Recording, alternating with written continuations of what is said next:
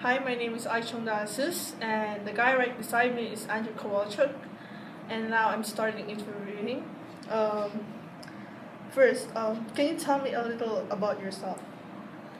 Um, I grew up in northern Canada, so a little town called Leaf Rapids, built in 1969.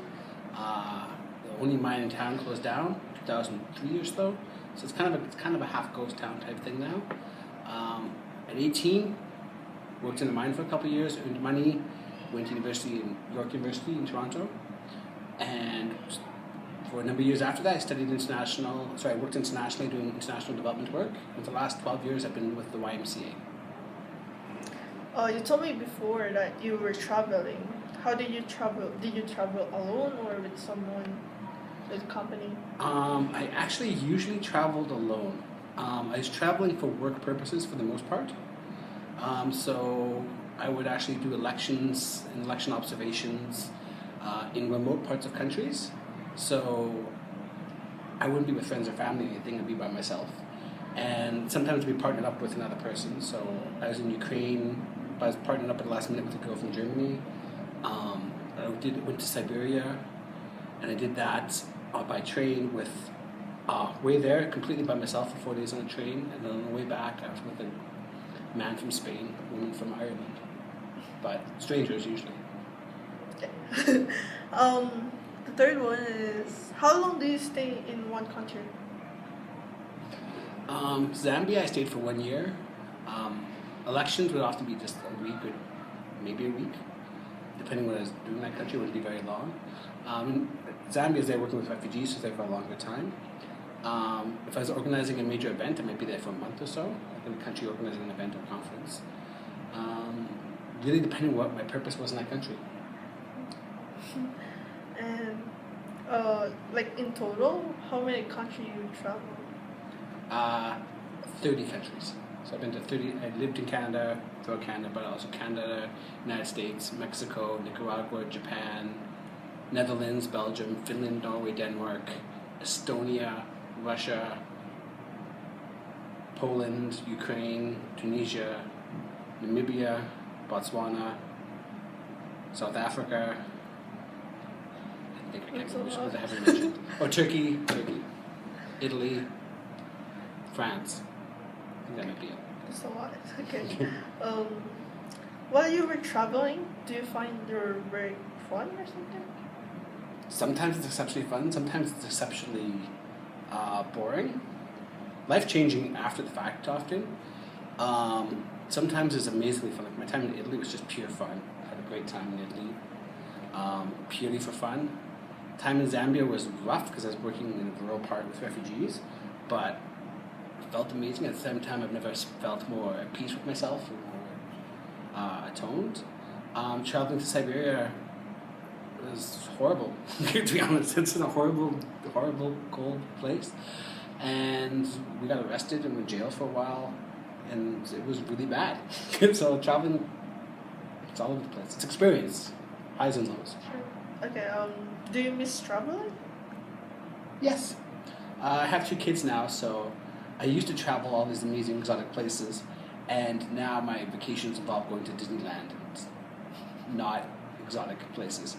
And so I do miss actually like going out, trying new things, and being pressed to learn the language and type things. Okay, seventh question is like, how or what was your first job? My first job? Yeah. When I was 18, I got a scholarship because I had the highest marks in my school, 79%. Got a scholarship that involved a guaranteed job at the mine, so there's a mining job, and so my job was actually to crush rock. I worked in just below the surface of the ground. Guys would go underground, blow up the rocks, send it to the surface. I operated the machinery that took it from big rocks like this to a powdery sand. And it was probably the dirtiest job, very dangerous. There was a couple accidents. Incredibly dirty. I feel like I went disgusting. It's so dusty that I actually had like black shiny snot for about a year afterwards because it gets into your lungs and stuff and it takes a long time to get out. Well, you answered the number 8 though. Okay. Like my question is, do you still remember your experience working at the mine? So you Oh, answered sorry. it. So it's Sorry. fine. And I don't. This is supposed to be the first question though, but like, how was your experience working at the refugee camp? You answered that too. Okay, I'll tell you more about that. I actually quite liked it.